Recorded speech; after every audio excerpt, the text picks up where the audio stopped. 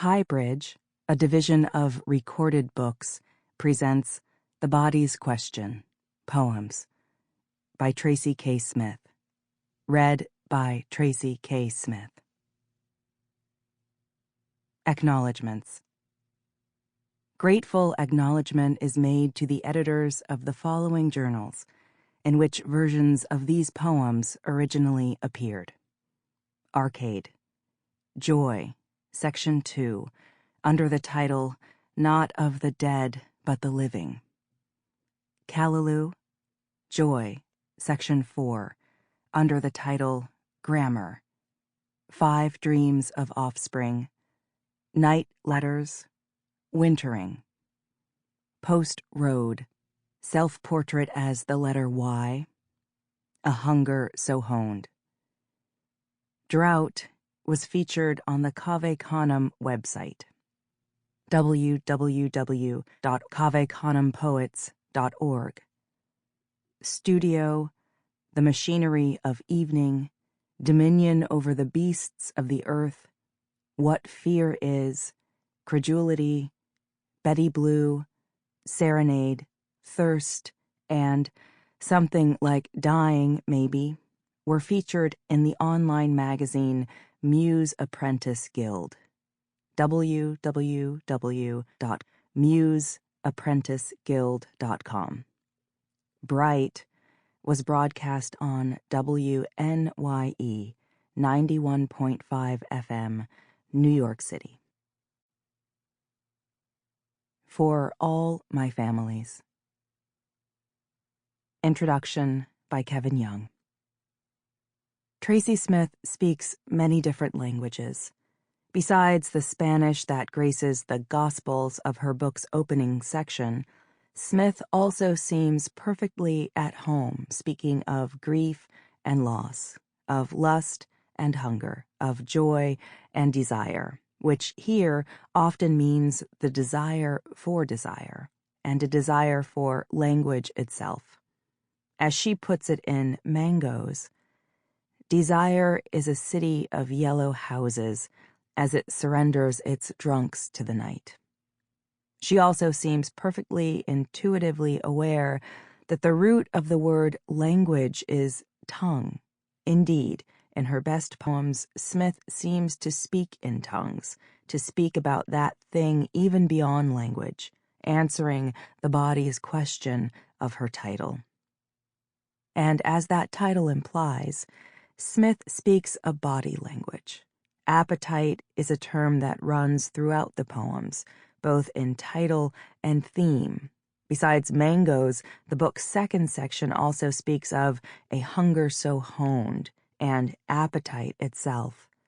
In Section 4, the lively self-portrait as the letter Y declares, "You are pure appetite. I am pure appetite. You are a phantom in that far-off city where daylight climbs cathedral walls, stone by stolen stone. I am invisible here, like I like it. The language you taught me rolls from your mouth into mine, the way kids will pass smoke between them." The appetite here is for language, one shared like smoke. The speaker's contentment with invisibility might seem like a relief after a half-century of invisibility as merely a negative metaphor for African-American existence. Here, invisibility seems only one part of being, of blackness and desire in a universe bigger than we are. Besides hunger, there's a thirst here, as in drought, where we see fully the California backdrop that grounds, as it were, these poems as no mere flights of fancy. And the brambles whispered, and my hands in their mischief. A spasm, a spark, a sweet murmuring flame that swallowed the creek bed and spread, mimicking water. A gorgeous traffic flickering with light, as God is light. I led my shadow there and laid it down, and my shadow rose and entered me, and on the third day it began to speak, naming me. The body here is holy, as is its shadow. Smith doesn't divide the two as some, or Western culture, might. Instead, she sees the dark and light together. Her language here is almost biblical, yet full of that elusive thing good hip-hop MCs have, flow. Her lines themselves a gorgeous traffic that mimics water. My only question in reading this collection among the many submitted for this year's 4th annual Cave Canem Poetry Prize was, who was this being named, and naming such beauty so boldly? What other emerging poet can you think of brave enough to name a poem, and, indeed, entire section of a collection, joy? Much less have that joy be an elegy, where questioning the body means the body itself becomes a question. The poems seemed to come out of nowhere, like a powerful voice you might not expect from a slight frame. There was no hint of divadom or trendiness. Indeed, I wasn't sure how old or how young, even how male or female the singer was. For if the poems here are sure of anything, they are sure enough not to worry overmuch about who's talking when. We are, for all their sensual beauty, in the presence of poems unafraid to be without a body, all language and light. So reading the poems, submitted anonymously, gave no clue, at least to this reader, as to whose autobiography was behind them. A good thing in this case, as reading them we are left instead with a map of a million interiors that only hint at the mapmaker's hand. Imagine my surprise, then, after selecting the book, I found out I had known the author once upon a time. We both were early members of the Darkroom Collective, a group of Black writers based in Boston, though at the time she was most active, I myself was out west writing on a fellowship she would, as fate had it, hold a few years after, and I rarely, if ever, saw her work. I have a hunch, even if I had, I couldn't have predicted the journey Smith's work would take in and between these poems, which seem unafraid to embrace all the many cultures that make up America, and specifically that define the breadth of African American experience. In this, Smith is welcomed to the tradition as J. Wright, and like Wright, evokes a point of view that sees the American West not as in a movie, but as a shared culture that the Black cowboy and girl proved a vital part of in history, if not image. As a result, her poems seem to me concerned with place in the best sense. Though one poem announces a brief touristic account, Smith actually avoids the kind of emotional tourism often found in the poetry of the 1980s and 1990s, in part exactly by realizing her own stance, and also by recognizing that the only thing foreign might be the speaker of the poems. Smith knows places are strange only to the stranger. Take the account, which not only isn't touristic, but also isn't exactly brief. The poem ends with a dream of water, and the lines, "By the time I lay down, lying beside you was like dangling a leg over the edge of a drifting boat." The distance and journey such lines invoke could apply to what I gather is a lover who is at times elusive, but could as easily be talking about the book's relation to place, or desire, or hunger, as something always nearby, but always out of reach. This seems Smith's view of language itself, which her poems struggle with and toward. She is unafraid of beauty or of ugly, and in this alone would make Langston Hughes proud. But she also seems at home being down home as more obviously poetic. After all, the speaker is up late in self-portrait talking trash. Night, here, as in Hughes, is also a place, one of blackness triumphant and not merely mysterious, as it sometimes is in Wallace Stevens, a spirit here that guides but does not dominate, as in the very title, self-portrait as the letter Y. In Night Letters, there is again loss and desire and hunger, revealed at last to be part anger. What's more, there is the dark that, as she reminds us, is always with us. Somewhere, it is always night on the planet. But, as with Hughes, night is tender and reassuring. I listen, knowing you are so far away, I must be inside you. Knowing the night is a great, soft, whispering, steady thing going on in and around you, and that I am in it. Such reassurance carries through into the book's very structure, starting with a kind of benediction in Something Like Dying Maybe, and fittingly ending with prayer. I could quote the entire poem, indeed, the entire book, as a sign of its unique ability to make departure a rehearsal, make a poem that is about both yearning and its realization.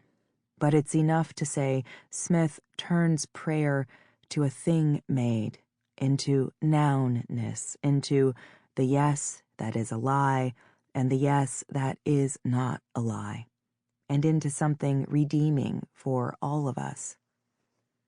As her very name announces, Smith is a maker, a wordsmith of the first order, and I welcome her work into the world. Something like dying, maybe. Last night it was bright afternoon where I wandered, pale faces all around me. I walked and walked, looking for a door, for some cast-off garment, looking for myself in the blank windows and the pale, blank faces. I found my wristwatch from 10 years ago and felt glad a while. When it didn't matter anymore, being lost, the sky clouded over and the pavement went white. I stared at my hands like new leaves, light breaking through from behind. Then I felt your steady breathing beside me and the mess of blankets where we slept. I woke, touching ground gently, like a parachutist tangled in low branches. All those buildings, those marvelous bodies, pulled away as though they'd never known me. 1. Serenade. I am dancing with Luis, the dancing puto, delirious with Spanish and moonlight, with the scrawl of streets that led us here tonight in a foreign language. We are dancing the merengue, and my body rings with the ringing that wants to be answered, as though I am a little drunk in the bones, as though all along my body has been waiting to show me these trees, these nocturnal birds. City of restless vendors, of steep embankments, of padlocks and bad plumbing. You have carried on this whole night in the clatter of footsteps, in the private cadence of voices and the silhouettes from which the voices spring.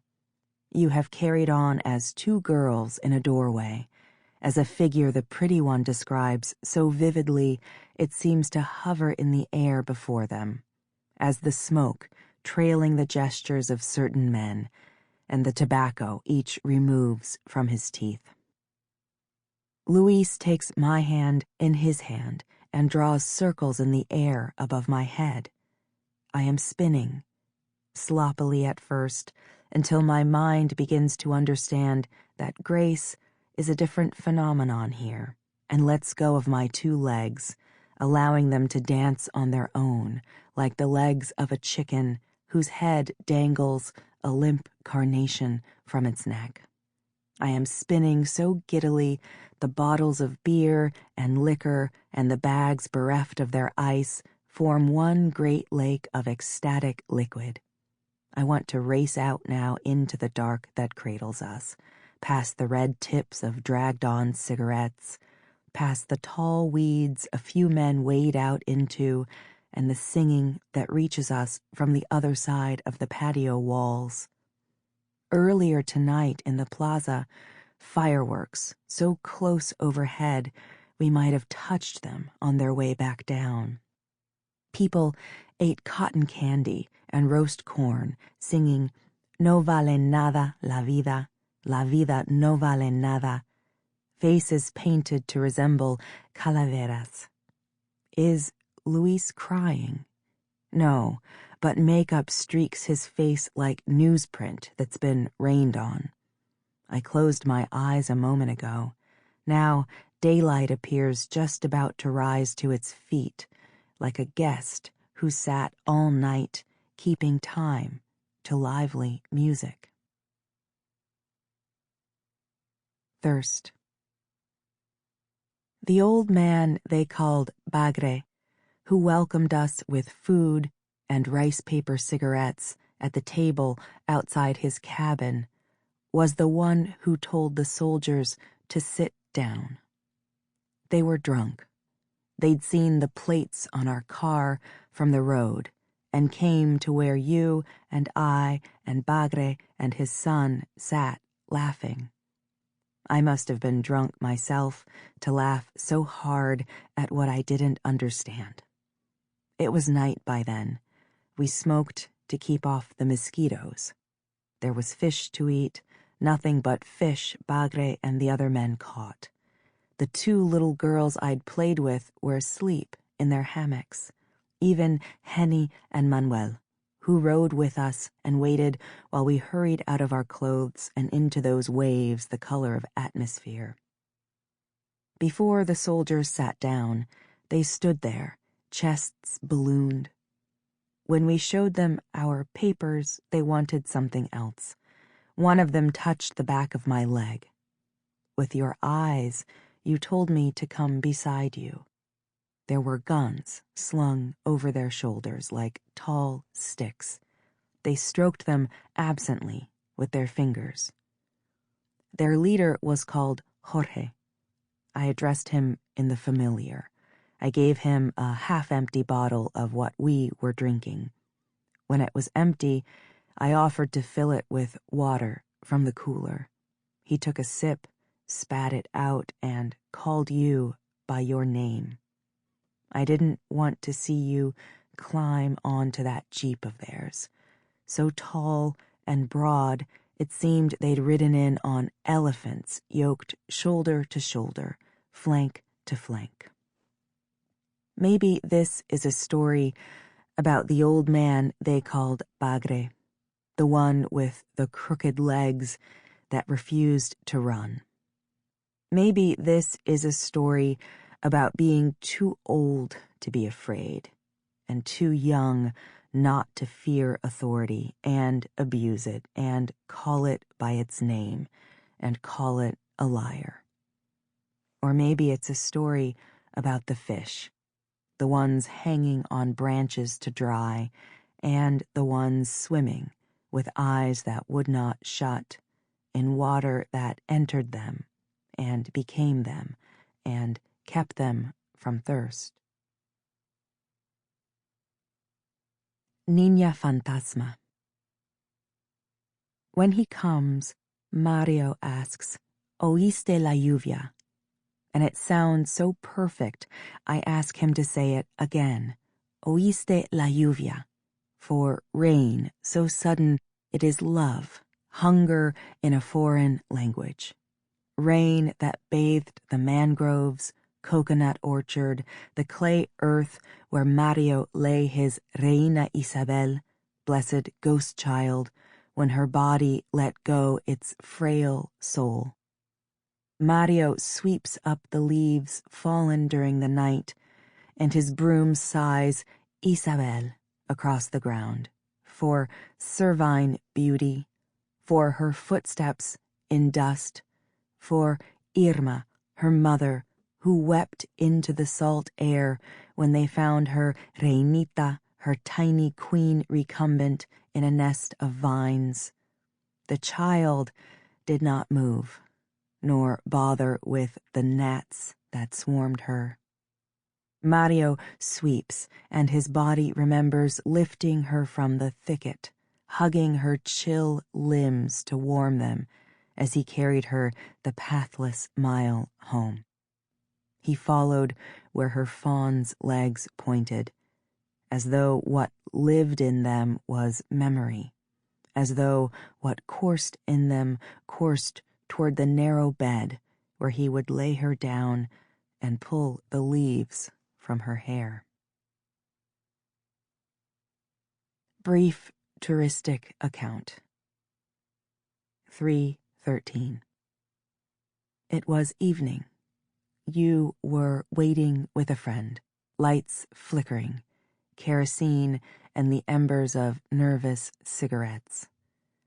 The driver had slowed to mouth the number of each house we drove past before yours. Yours, lamplit and silent, though in the silence just after knocking, I heard a faint music and your voice interrupting itself to reply. 3:14. There was light entering through doorways and the furrows of sheet we rose from. There was the traffic outdoors and the traffic of shadows indoors. There were the wet prints where our feet had been, and the 2 towels drying in the sun. 3:17. The patio door framed a tree-occluded sky, first pale, then red, then dark, then darker. Each man who went outside came back buoyant, like one about to deliver a punchline. Sometimes I rose at the same time as one of them, and I'd follow him or he'd follow me over the tangle of legs and bottles spoking out from the table we sat circling. Then I'd go in the door on the right, to piss quietly, thinking what it must be like to stand alone in the garden, sending great, glad, shimmering arcs out into the night. 3:22. You, her, him, me. 4 figures in 2 languages, the beginning of a riddle the moon didn't ponder, squinting down from beside the one star that almost lit our way. 3:24. The worm in the bottle was supposed to suggest what exactly? Its last happy exhalations, lungs giddy, mouth spilling a necklace of minuscule bubbles through a world suddenly liquid, suddenly amber with a warmth that scalded the eyes, which blinked once, sealing shut, then traveled the slender nerves along its body to the nerve knot whose final message was to curl around itself like a boutonniere before going limp. Or something slower, the long fall, the gradual unblurring, disbelief and then relief, as when I woke to the crackling of logs, you in the foreground prodding the flames. 3:26. You woke when the moon dropped below the black waves, our tent shone through by pinpricks of light, giving the sense of a sky under the sky. And we had the same idea. Remove the tent roof, draw them closer, offer that bright heaven the glimpse of its inverse, uncelestial simplicity, finitude, and, as synonym for love, both noun and verb, our bodies, weighted, lightless, recumbent. 3:28. There was the room devoid of light. The room so dark it disappeared from around us. The dark, a tall space around the shallow space our breathing filled. There were the neighbors' voices singing to God, and the delicate violence of our bodies renouncing speech, heat making the room still, amplifying each sound. 3:30. We slept a few hours only in the small bed in your mother's house. She slept the same few hours behind a curtain that split the room in two. You were the first to disappear, eyes dreaming, lungs letting go their deep unconscious sighs, so effortlessly rhythmic you must have dreamt water, current spilling into chill current, like dark muscles veined with white, already so far gone by the time I lay down. Lying beside you was like dangling a leg over the edge of a drifting boat. Gospel Manuel. There's a story told here by those of us who daydream to the music of crystal and steel. We brought it down from mountains built of fog, where we left the girls we married and old men married to the earth. We fed on it when there was nothing. From hunger, it grew large. And from that dark spot low in each of us, where alone we disappear to, breathing the cool nothing of night, letting the city farther inside with each siren bleat, each assault of neon light, grounding ourselves to this world with one hand under the head, the other invisible. From that spot, it became a woman, part mother, part more. We learned it by heart, so that each time one of us told it, he told it tasting smoke and corn and the red earth dug up by gangs of faithless dogs. He told it in barely a voice at all, almost not wanting to believe. Gospel Miguel el Lobito. My brother shook me awake and handed me our father's hunting gun. I followed him to the hill that sits between towns.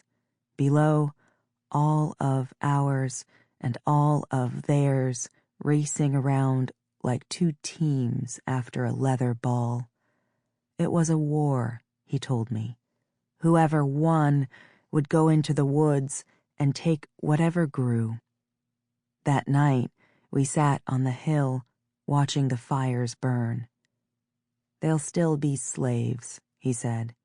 Nothing that means anything has changed. Gospel Luis. The river we crossed to get here is a wide, black, furious serpent that swells with laughter when you step close.